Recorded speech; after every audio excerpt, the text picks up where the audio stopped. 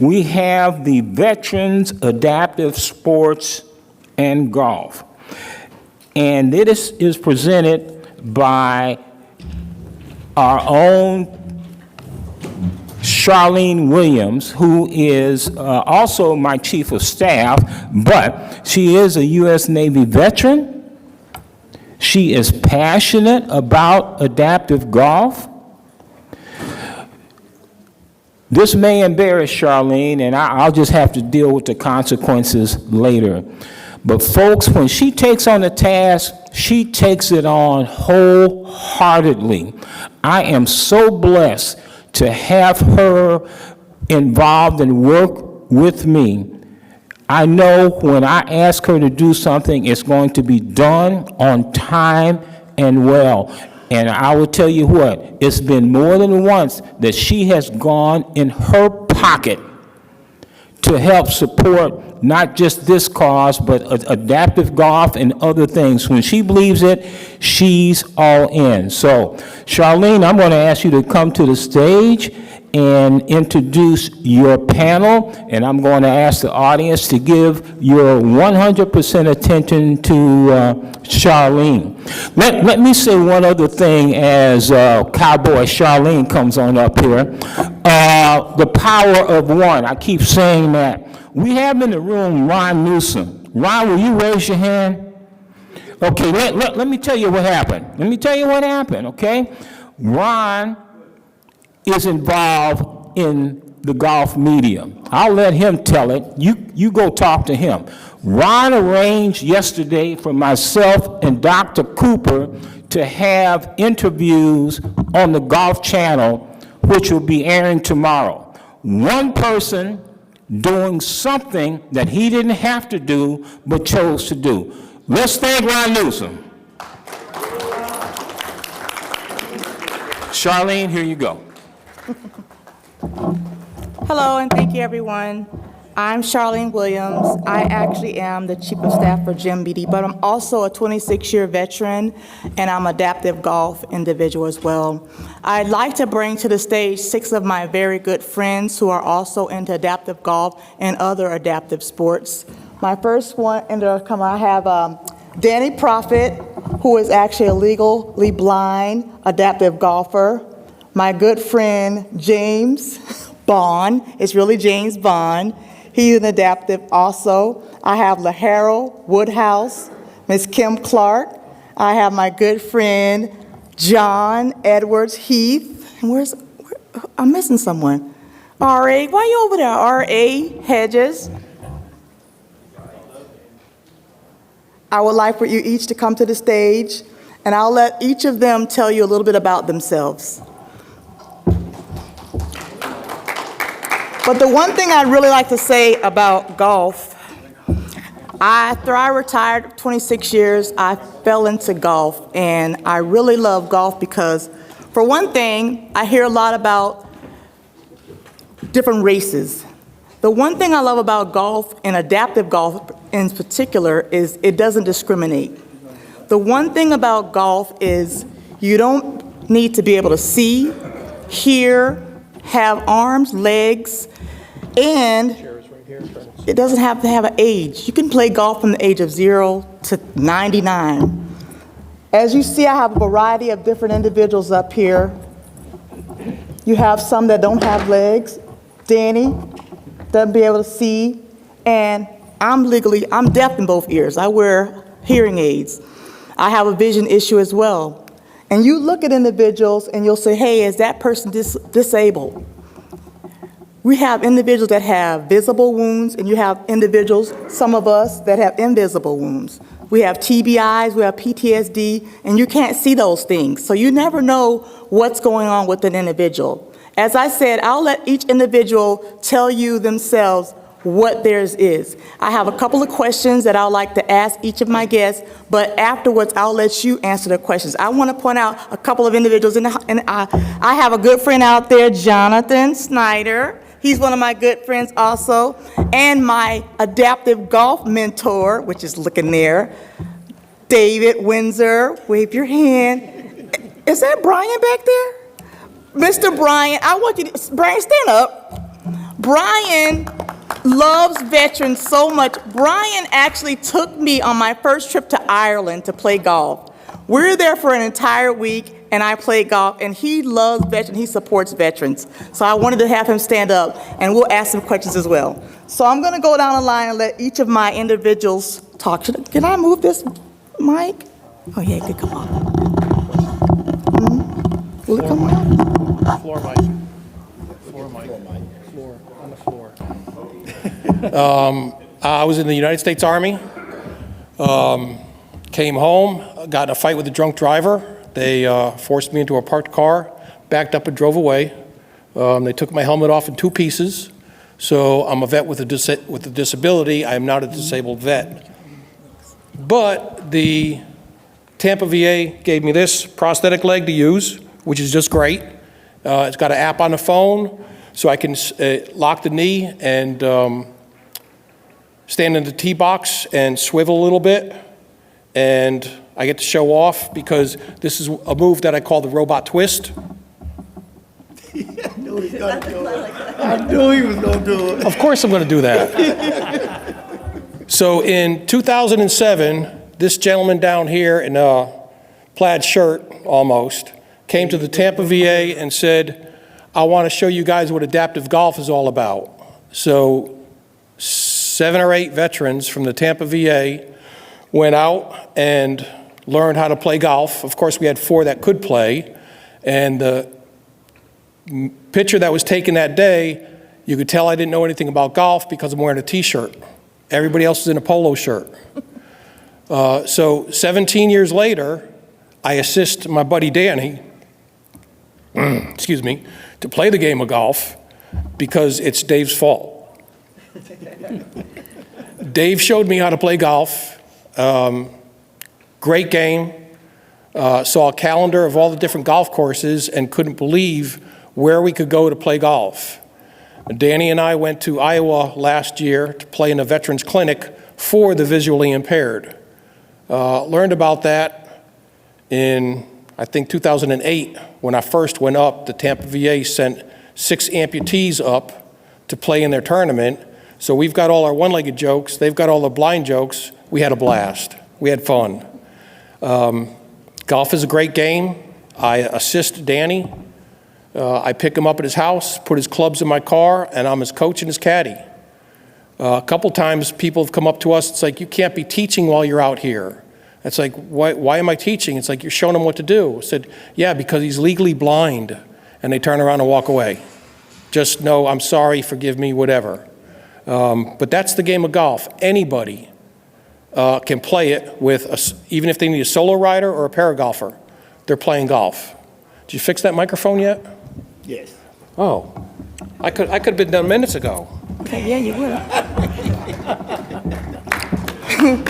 Thank you, James. Our next individual is going to be Danny Prophet.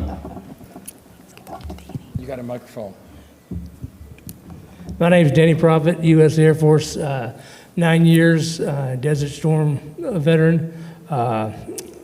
Good old diabetes took my vision, and I went to West Palm Beach VA, a blind rehab center, and we were trying to figure out what I could do because I'm a sports nut. I've played sports since I've been about 7 years old. Umpired and officiated football and baseball for over 20 years, and at the college level. And I'm just a sports nut. But anyway, that we came to the conclusion that I could try to play golf. And I thought, well, since I'm an athletic guy, golf will be easy. Well, it's very humbling, you know. It's not easy. But anyway, they gave me James' number. I come home and called James, and he picked me up, and he put a golf club in my hand, and we've been together for 6 years playing. And I played on the US PGA Golf Association, and we play tournaments all around, and we just have fun. It's a great game. Thank you. Our next guest is LaHarold Woodhouse. Hello, my name's LaHarold Woodhouse. I'm a 27-year Army veteran myself. My disability, even though you can't physically see it, I have a heart defibrillator. Toward the end of my military career, they ended up putting the defibrillator in my body and basically told me I could no longer perform the activities that I used to do while I was serving in the military. So I decided to go ahead and retire at that time.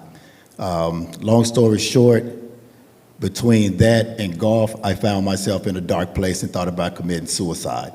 Got through that process by communicating with other members, within my church, as well as the VA, and we decided to figure out what my purpose was in life, which I found out that is just serving veterans. For 27 years, only thing I ever done was serve veterans. So I met this gentleman. He's asked me if I ever played the game of golf before. This was 3.5 years ago. And I told him, no, I never picked up a golf club in my life. We went out, picked up the golf club, played the game, and I absolutely fell in love with the game. So basically, golf ended up saving my life. So what I decided to do in regards to that is start my own nonprofit to help other veterans that may be in the same situation as I found myself in, and decided to go ahead and help them. So that's my adaptive sport thing. I've met most of these people up here on the panel as well as out in the audience. And I just want to say thank you for what you all do as well.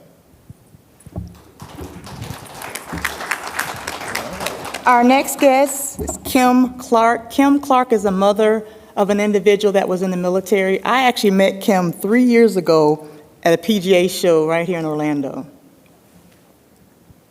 I love her. She's awesome. I think it was 4 years ago because I was at the first African American Expo. Yeah, she's amazing. My son DeMarco served in the United States Army. He had PTSD, depression, and night terrors. He had a suicide attempt while serving. He was a good soldier. The commander helped get him home. He was running out of meds. The Detroit VA dropped the ball. We used to be the worst in the nation. Now we're fourth from the bottom, so we're moving in the right direction. They gave him bad information. They told him he had to wait for VA intake. My son lost his life to suicide Saturday, August 15th of 2015. He was scheduled for intake that Monday, the 17th, and he couldn't make it. So while we were preparing for his celebration of life, I made up my mind I didn't want another mother, another family living with what I was living with, what my family was living with. My grandson, AJ, he couldn't understand, well, where's Uncle Marco? I'm never going to see Uncle Marco again? And he just couldn't get it. That's why I do what I do. So I formed the nonprofit. We became a legal nonprofit in the state of Michigan on April 14th of 2016. So I got busy right away.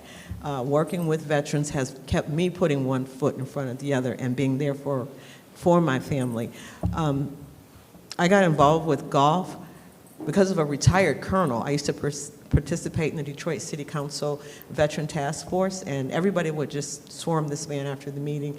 I wanted to interview him for one of the local papers that I write for. I write about veterans. I interview veterans, veteran family members, things in ways to relate with veterans.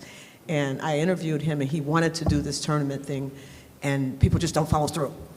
And so I said, I want to do it. He said, ma'am, I have to vet you. So he contacted DeMarco's commander, and that's how I got introduced to the world of golf. I learned about adaptive golf at the African American Golf Expo, the very first one, and I saw all of these people with the prosthetics and the veterans with the bags, and I learned this is another way that I can help keep vets alive. I've had 6 not commit suicide because of the work. I'm honored. As long as somebody will listen to me, I will talk about it. I will never stop talking about it to be able to help and support veterans. Thank you. Our next guest is Ari Hedges. Adaptive golf, adaptive sports is real. I'm a witness to that. As you see, most of us here are going to share similar experiences. It's very touching for me because of what I did in the military, losing numbers of members of my team. I came back and decided that I needed to do something with my life. I cycled for almost 20 years, but that really didn't do it for me. There's an individual sitting here that gave me my first 6 lessons on golf, which is Mr. Windsor. From there, I moved around, and I wanted to be competitive in the game of golf. But that wasn't just enough for me. I saw a lot of veterans going through situations like ours. I live in Georgia. Georgia is one of the third largest state where military is heavily populated. So I went around and started going to different golf tournaments and different organizations to see what they can offer.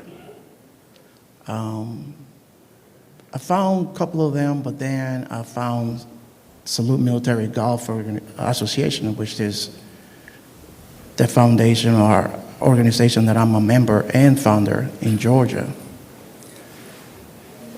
We do a lot for our veterans because sometimes they go unnoticed. Shame, like the young lady just mentioned, suicide within veterans heavily.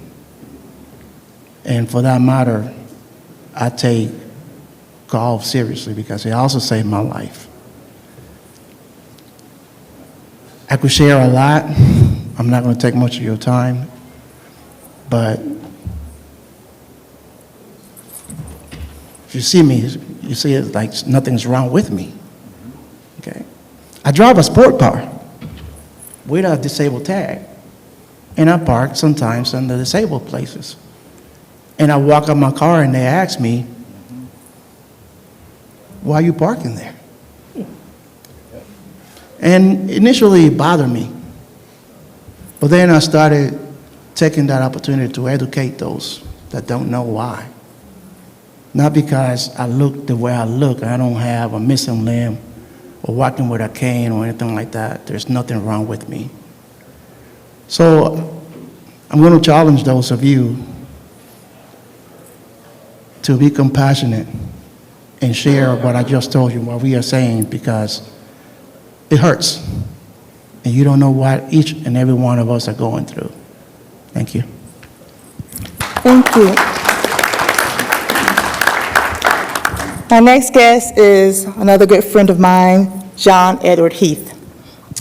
How's it going, everybody? John Edward Heath. I am a retired T64 professional 100 and 200 meter sprinter, adaptive lower extremity CrossFit athlete, and I am a 102 kilo Olympic weightlifter, competed competitively for 17 years. I'm also the founder of the Adaptive Athletics Foundation of Maryland and the lead. I'm in legislation in Maryland. I changed the law for prosthetics and insurance companies in the state of Maryland for the average Maryland resident to get a secondary prosthetic. So my work is very in-depth. I own and adapt, so anything adaptive sports in the region of Australia, that's my company, AdaptRx. So I have my hands in a lot of things. So golf for me, if you've ever met a professional athlete, we cannot do anything outside of our sport. So for me, that's kind of how I got into golf. But it all started because I was getting flown out to speak at a lot of fancy golf courses, and I had zero interest at the beginning of golf, and then it got super competitive, and a lot of my friends in the NFL started talking smack, and I took a couple lessons, and now I'm heavily involved in the sport of golf. What I've noticed is there's lack of resources for individuals that have disabilities like my own. You know, we have individuals who have invisible disabilities. However, as a coach, as a professional athlete that isn't a below-the-knee amputee, I can tell you there are things that are needed to do so as an amputee. So I've become that kind of resource in this sport and just bringing visibility and actual education to what it is to be an amputee in golf. Thank you. I don't know if you realize that, if you even heard that John is an Olympic medalist, and so he's a little coy about that. But as you see, if you hear everyone on this stage, none of us had ever even thought about the game of golf. And golf has saved all of our lives. So that's why this game is so important to us. And all but two of us, this man David Windsor is involved in our life in some way. So please give David a hand. We love David. What I'm going to do, I have a question for each of my panelists. My first question is for you, Danny. So you can pass the mic to Danny. Danny, what are some of the common misunderstandings or uncomfortable situations have you faced from well-meaning but uninformed individuals at golf facilities or any other area, and how do you handle these moments? Well, it's just like James explained, people on the course don't know that I'm blind, so they think James is actually training me on the course, and that's one of the biggest things that we deal with. A lot of the golfers, they don't have any patience, and they try to come up and express themselves, and sometimes they're really rude. But that's the worst thing is we deal with is people coming up and wanting to know why he's helping me and training me on the course, and we have to correct them, and I turn around and always tell them that I'm legally blind. Sometimes they accept it, and sometimes they don't believe it, and they go away anyway and mad. But that's one thing, that's the thing. Thank you. That's unfortunate because, as Ari had said, I've gone through that also. Driving my Corvette, I parked in a parking spot, and I've had a lady literally curse me out and keyed my car all the way from front to rear because I parked in a handicap spot. That was so sad because I hadn't had that car a good 6 months yet, and she keyed it all the way around. Don't just assume that someone's just trying to take a spot, because apparently if they have tags, there's a reason why they have that tags. And don't just think because a person's driving a car, a sports car, that it's not their car. So like you said, have compassion for those individuals. And it's really not your business why they're driving that car. Because we get that, and it is hurtful. After doing so much time in the military and some of the things that we go through, it's really nobody's business. So have compassion for those individuals. Sometimes, thank you, sometimes it takes a lot to share with you, others outside of the veterans, what we've gone through. I mean, right now, we're a brother and sisterhood. We could share with each other because we know what it's like. But it is hard to honestly share with other civilians what we've gone through. Thank you. My next question is for James. James, which specific feature of golf courses have presented the biggest challenge for adaptive golfers, such as bunker access, bathroom facilities, other different courses, like that they fail to address for you? A golf course is a golf course. We all know that. Mm-hmm. Bunkers are there. Everything is there. You have to play that no matter what condition you're in to play golf. You chose golf with whatever disability you have.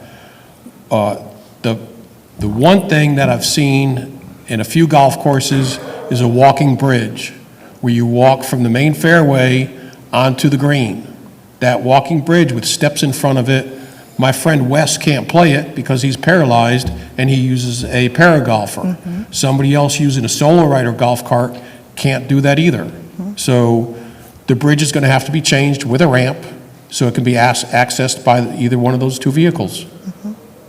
Please explain to the audience because they may not necessarily know what those two are. Okay, so you all go home and Google solo rider and paragolfer. No, I'm joking. But do that. So the solo rider golf cart is a golf cart for one person.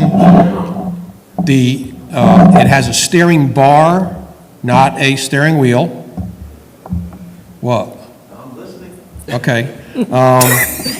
And the floor in front of the seat is flat. And the seat has a locking mechanism on either side to pull up, and the seat will turn to the left or to the right for whatever style the golfer is. A button on the side will lift the seat up to put that golfer in a standing position. Make sure that steering bar is out of your way if you're in the tee box, so that when you swing your driver, you don't break it. Al's done that before. And then you can lower the seat, swing it back into place. Oh, and the good part is, the golf clubs are right in front of you, over the hood of this solo rider. It's fast, it's quick, and it can even go into the sand trap because the tires are more like beach tires. It can drive on the green because each tire takes up a 150-pound footprint. So just don't turn the wheel on the green so you destroy it. And then the para-golfer is a single rider for somebody who's paralyzed. Their legs get strapped in on the bottom around their calves. Their gut gets a seat belt, and then they also have a chest belt. And those golf clubs run along the side of the golf cart. They sit pretty much on top of the wheels, and there's a little floater wheel in the back like an airplane has. So when they're ready to go out and play, when they stand up, the plate goes down onto the grass, and then they stand up to swing the golf club. That could also access the green, sand traps, and both are very good pieces of equipment for somebody with a disability. Was that good? Thank you, James. Thank you, thank you. Okay? Yes. Okay. And what a lot of people don't know, it's actually a great requirement for a golf course to have these, because you never know if you're going to have someone come to your golf course that's in a wheelchair, because just because you're in a wheelchair doesn't mean you don't want to play golf. And those are very expensive equipment. I have another friend that's not a wheelchair, but like, let's say you come in and you're in a motorized individual, Rudy. I played golf with Rudy once, and you know how sometimes you can't ride on the green. And he has a handicap flag that he puts on there, and every time we would go near the green area, the cart would stop. But they were supposed to put it to where it didn't stop, so we would have that issue all the time. So sometimes you need to let the what's it called, the golf clubhouse know that, hey, we have someone on here that cannot walk up to the green, so we need to take the cart up to the green, because that happened to us a lot. I don't know if you know about it. And basically, he's an amputee, and he would tell them what he was going to do with his amputee leg if they didn't fix that. So you have, he's a Marine, so yeah. The next question is for you, Ms. Kim. Can you share a pivotal moment in your life or career that solidified your commitment to promoting adaptive sports?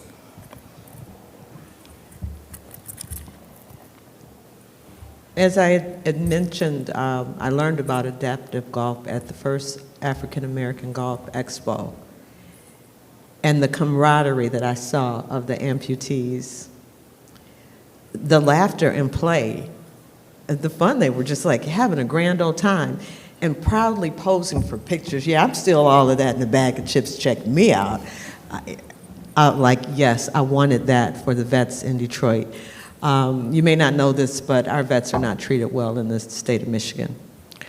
Oh, they don't care. They just really might just like, I would want to be politically correct, and it's an uphill battle. I learned from veterans, a veteran told me that instead of taking his PTS, well now it's PTS, we're not supposed to say D because you weren't born with it, so we did not want to take his PTS out on his family, and someone had introduced him to golf, and he took it out on the ball. And when he would go home, he would be more peaceful. And then his wife and his son were getting curious about what was happening out there. And so now his whole family golfs. It's like a thing that they do. So it's helped him have a healthier home life. I want that for all veterans. You know, the person that left and the person that comes home is not necessarily the same based on their experience. And I feel an obligation as a mother whose child did that. I don't want that for anyone. And if adaptive golf can keep that from happening, I'm committed. Sorry. Thank you, Ms. Kim. I want to ask Mr. LaHarrell this next because I know he has his own golf organization that deals with this. LaHarrell, what does mental health support in respect to playing adaptive sports, in golf in particular? Wow. Yes, mental health is a key aspect of playing the game of golf. One thing that I would say that what we can see better to happen in regards to that is that some of the general managers have an understanding that some of these disabled veterans needs a little more time. We all understand the business aspect of golf, and time is money. But if you want to really accept these veterans to be a part of this adaptive sports program, and as we all see that the game does truly save lives, that we need more patience. You know, we need more patience out there. We have members with amputated legs.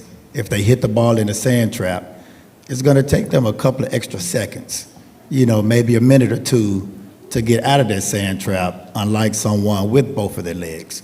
Some of the golf courses, holes may have steps, you know, to get up to the green, especially those with like island holes. It takes extra time to allow these veterans to get up there. So the mental health aspect of it, with them not having to worry about rushing, keeping up with the pace of play, even though they do understand the ethic of the game and respect, you know, the history of the game. But sometimes it just takes extra amount of time for some of these veterans and members to be able to continue to enjoy the game without being rushed. Thank you.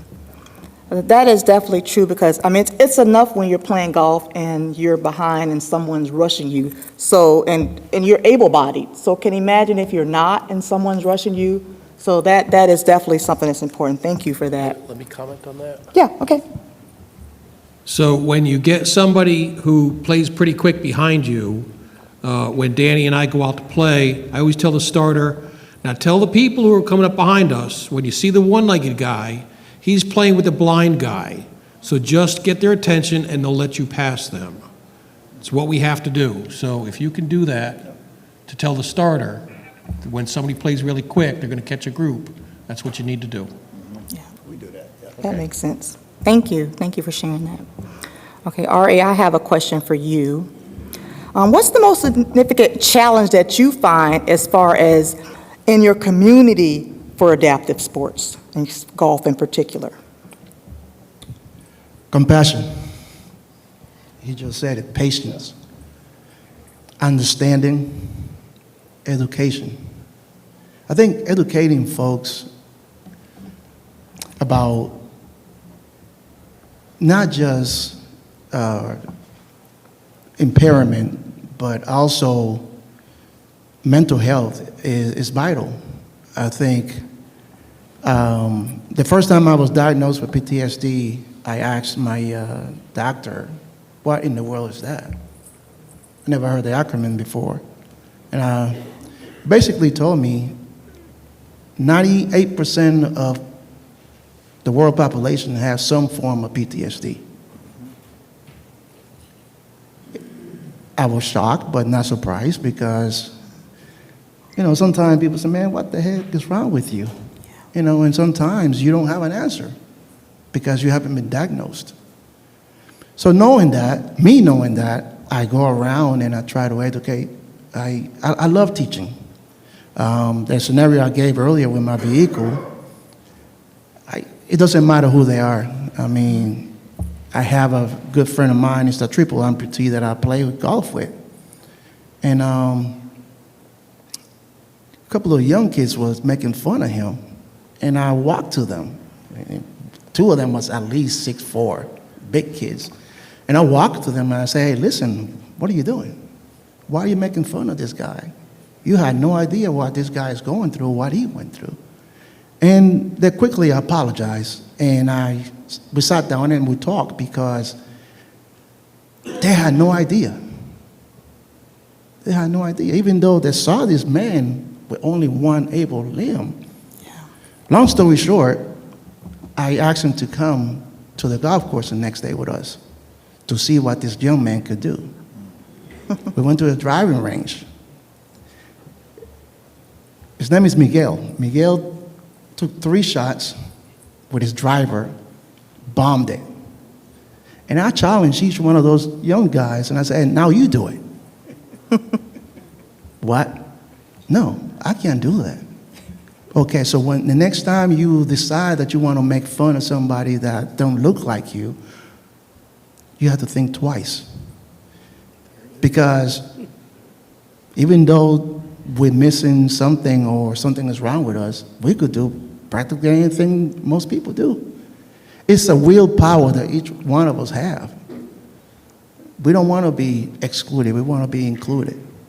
So for me, I take it personal because I know so many out there that they don't even care about what we look like.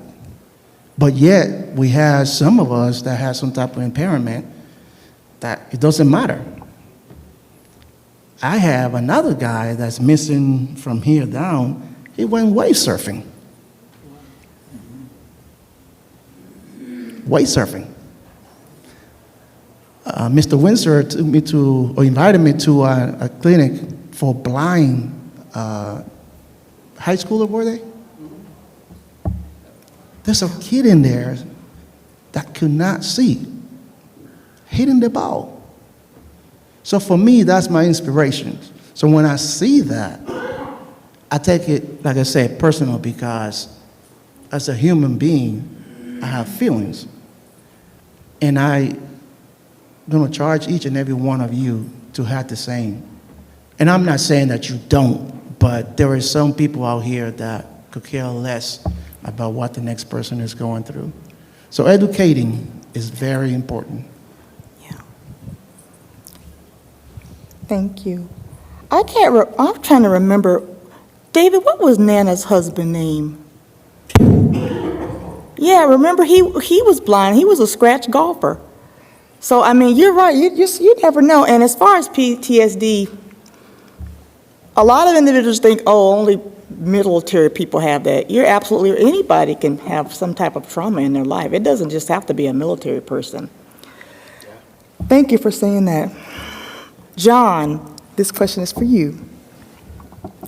How do you address common misconceptions and attitudes from non-adaptive individuals in your sport? And what are the strategies that you use to prove more effective in promoting understanding and inclusion? So first of all, I beat a lot of people with 2 legs in physical fitness. So there's your misconception. All right. I'm going to give you guys an example. So I served the Marine Corps for 10 years. I ended my time at the Naval Academy, go Navy. What I realized, I didn't realize how privileged I was as an amputee. I started going to these competitions and I started seeing children running in walking prosthetics, okay? And I was like, why are you running? So what you guys need to understand is think of a pair of shoes, you would not wear high heels, ladies, to go hiking. It's the same concept with prosthetics. Each prosthetic has its own creation and entity for it, right? So when they started telling me that insurance companies denied prosthetics, I was dumbfounded because every time I break something, the VA covers it, TRICARE covers it, right? So everybody can everybody can move back to Maryland. That was an adversity where I'm watching Maryland citizens not be able to participate in sport or movement because the secondary prosthetic was deemed not medically necessary by insurance. January 1st, 2025, it is a requirement for Maryland insurances to give a Maryland amputee a secondary prosthetic. Thank you. So I did that in the same sense of adaptive sports, okay? I love my veteran brothers and sisters. I love the programs. I love all of that. But what you guys need to know is that there are 45,000 disabled veteran organizations, okay? My brothers and sisters may not be taken care of in the VA system or the government X, Y, and Z, but there are resources for disabled vets, okay? What I found in the industry, whether it's adaptive CrossFit, whether it's weightlifting, whether it's track and field, whether it's golf, there is a lack of resources for that 12-year-old disabled child that was born without a limb. Yeah. Or that 45-year-old mom who is pregnant, got into an accident, now she's an above-the-knee amputee and doesn't know the core stability that it's going to take to wear a prosthetic, okay? So the solution that I came up with, because we can all complain about things, right? I complain, I'm hungry right now. You don't want to see me hangry, that's Patricia, you know what I mean? We all have problems, but what is the solution, okay? So my solution was to create the Adaptive Athletics Foundation of Maryland. And what I do is I certify coaches in adaptive coaching, okay? So I hold seminars throughout all of Maryland. I certify 30 coaches at a time. Mind you, each certification is roughly $1,500. Anybody who's done CEUs or further education knows a certification is expensive. Multiply 1,500 times 30, okay? Then what I did is I started providing adaptive equipment to gyms, because I can tell you a disabled person is not going to go into a global gym, Gold's Gym or LA Fitness or Lifetime, and be missing a hand and go in there and there's lacking two things, an adaptive coach and adaptive equipment. So I started providing adaptive equipment in gyms, right? And then I grew a passion for golf because I'm a competitive individual, right? And now in the state of Maryland, what I'm doing is what he spoke of is the para golfer, right? Those things are like $35,000. Or more. And I think, listen, golf is $1 billion industry. So don't come at me with whatever you want to tell me, but I think that, you know, I think every resort should have at least one para golfer. Because there are heaps of individuals that want to golf, right? But we emphasize on different groups, ethnicities, sexual orientation, or whatever. But I'm going to tell you something right now. The disabled community has every other community inside its community. It's the only community that has all religion, all sexual orientation, all race, all genders, wherever you come from, right? I think that the disabled community is disregarded. So for me, I'm blessed to be put in places where I can sit at the table and discuss these things, but also show individuals that I'm not some broken veteran foster kid, you know, who is missing a limb. I can also participate in the sport. I can also participate in the conversation, but I can also create a solution to the problem. And that's what I'm doing in the state of Maryland. Thank you. Thank you.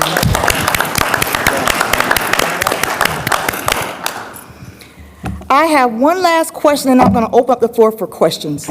And the question is for David Windsor. Come on, David. Come on, Dave. Hey, David. Yes, you get a mic. Working out. So, David, what changes would benefit how golf courses approach adaptive golf in the next 5 years? So the question is, what do golf courses need to do to adapt better, to accommodate? Yes. Right? Good question. And veteran specific or adaptive golf world just specific? adaptive and, yes. All right, we'll come up with that. First, I just wanted to say thank you guys and gals. Thank you. And we know who served up here and who continues to serve. How about the rest of the floor? How many veterans do we have by show of hands? Here we go. All right. Thank you, men and women. Well, and then just to kind of carry on, you guys are the true testament of service to country, service to community, writing your next chapter, and helping the next person keep moving. Get them out of that white sterile light, and in our case, get out and experience some divot therapy, right? There you go. So, all right, so what do we have to do to kind of keep that movement, you know, going on the right track? Well, there's a few of us that, well, there's more than a few, that make these efforts happen across the country. There's some folks here I'll point out. But overall, yes, you got, of course, awareness, all these things we're doing here. we're moving things in the right direction. You can't have enough of that. And for people to understand the acceptance of it. And so it's becoming easier all the time, I must say. 25 years later, after I first, got my invite to be a part of the adaptive golf world. And really, it's all about those relationships and knowing. So the awareness, the movement of, say, our veteran-based stuff, right, with our PGA Hope program.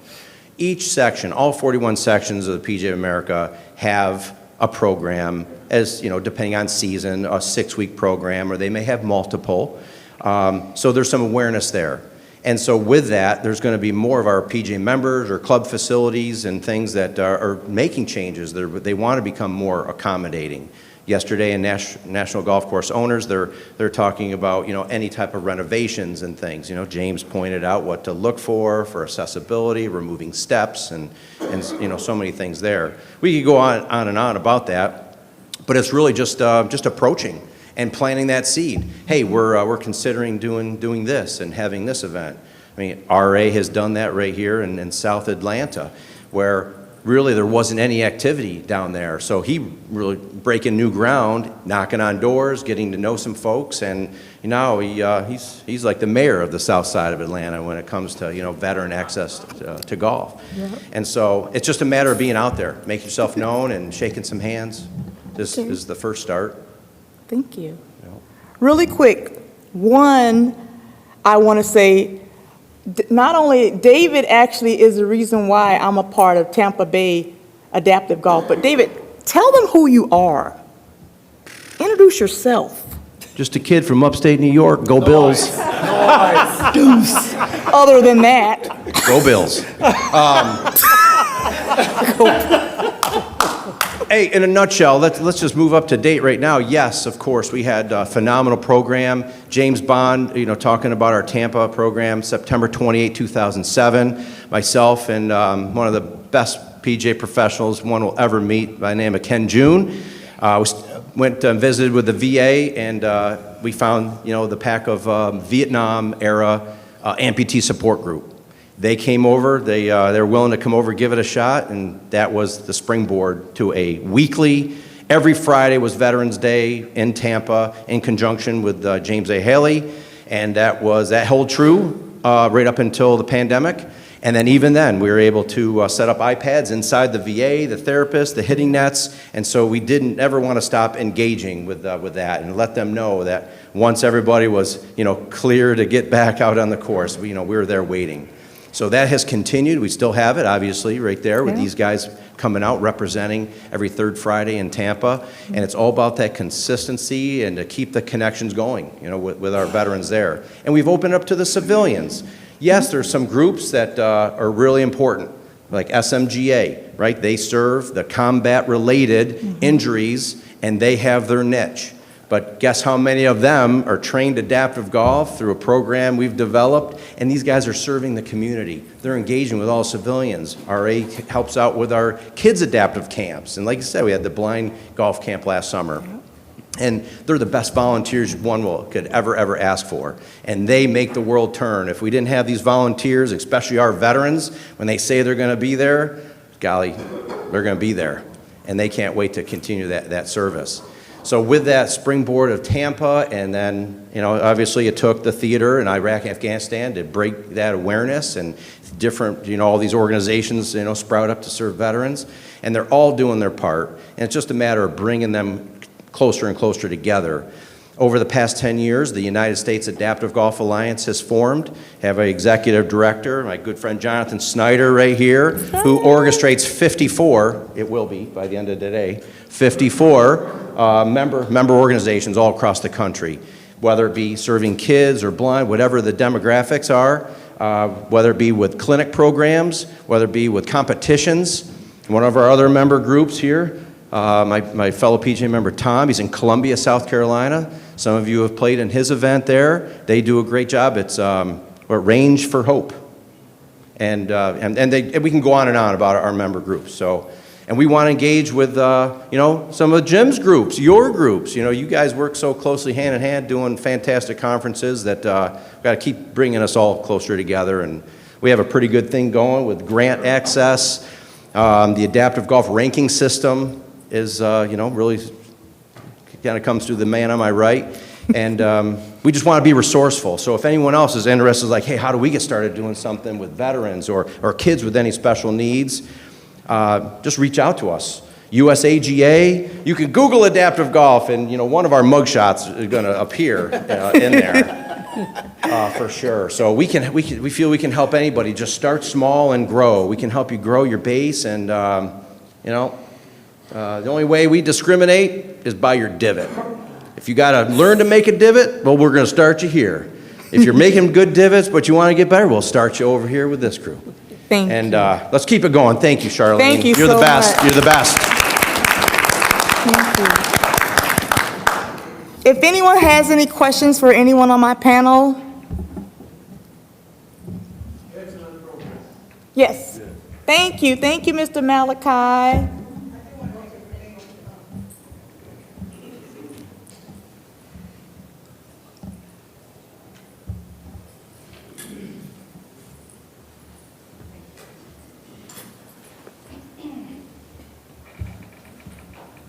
So first of all, I wanted to say thank you for sharing that piece, because, I'm sorry, the gentleman in the second to the last, what's your name? R.A. R.A.? R.A. Okay. I came in at the tail end, and I heard your story, and I heard everybody's story, and the lady in the middle, I appreciate all of you, all your transparency, because one of the biggest things, when people have disabilities, people make assumptions.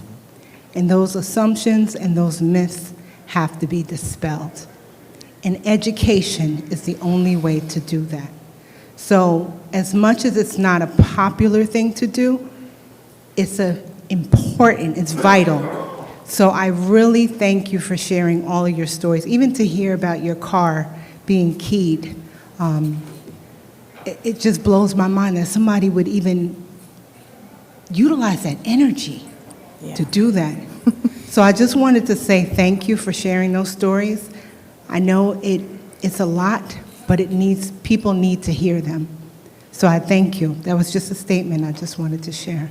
Thank you. Thank you. Thank you. Thank you. Anyone else? Any more questions? Hi. Hi, Vanetta Hawkins. I'm from New Jersey. Hi. I just want to kind of piggyback on what Liz just said. One of the biggest kryptonites to discrimination is education. So I just want to say that each of you shared things that I didn't know about the adaptive space. And the heel to the sneaker hiking, who knew that? I didn't know that prosthetics were different. So I commend you for what you did. Education is key, so if I can ask each of you to continue to educate us and part us and leave us today with that one ask that you have of us. Thank you. Thank you. Appreciate that. Thank you so much. Yes. There's two. Okay.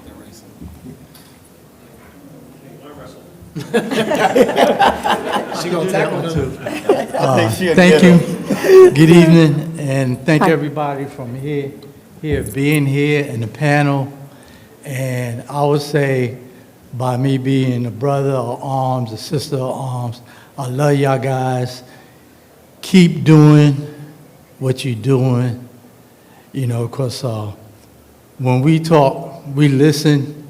When we talk to the civilian side, sometimes they don't understand us because we talk two different languages. And the education is important for them to learn to understand us and what we've been through. Because what's written in the book, a lot of people don't read the book, but our names are in the book. And I retired, I was in the Army, 20 years. I retired 28 years ago. When I go through the airport, my leg goes off. So I have titanium in my leg, but I use golf as therapy. You know, it gives me time to be alone with myself, but then with others too. And same way in the military, some things, some challenges you have to deal with by yourself.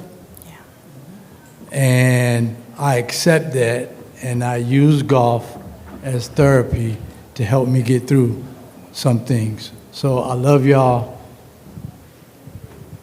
And it's crazy not crazy, it's unique that the things that we do, because we are a different breed and we don't stop until the mission is done.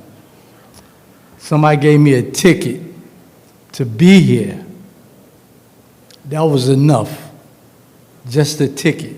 I said, is there a kiddie fund to reach in? No, I made it happen. I drove 13 hours to get here, non-stop, because I was on a mission. And I didn't know what the mission was, but it was to be here. So to be here is a mission by itself. Continue the mission. Thank you. Thank you. Thank you so much. Thank you for sharing, and thank you for your service. I'm gonna take Miss Essie's question. We have one more minute. I'll take the 2 questions and then we'll end there. Miss Essie? Portsmouth, Virginia. Oh, I live in Virginia Beach. What a coincidence. Yeah. We'll talk after the show. Miss Essie? Hi, good afternoon, Hi. everyone. I was wondering, 7 of you there, have you all thought about writing a book and each of you take a chapter and put it in writing as to what you have just shared with us? It would be educational. I think people would, if you haven't thought about it, that would be a great idea. That was just a thought. Thank you. You're going to be the author. It's your charge, Charlene. Hey, Dwayne. Hello. Hello. Once again, thank everybody. I am also Thank you. 100% disabled veteran myself, and I knew nothing about adaptive golf until I came here today. So he asked if anyone would be interested in, and I would definitely be interested in doing something to help veterans. I'm out of Omaha, Nebraska with Jim. And I would love, and it's funny that you guys said that, because I just started a LLC called Golf's Mental Game. Yeah. And I'm just getting it started, and this is one of the things that I would like to do as far as educating and helping people with the mental part of the game, and actually helping people understand. Because we do have some golfers out there that are extremely impatient. And it's if they don't know, they can, help. Yeah. And so the education is where the start is. And so I would definitely be interested in doing something like this to help out Thank you. wherever I can. Okay. Thanks so much. Thank you, everyone, for joining us. We really appreciate it. Thank you for our panel. Thank you. Thank you so much. Thank you, Jim. We'll help.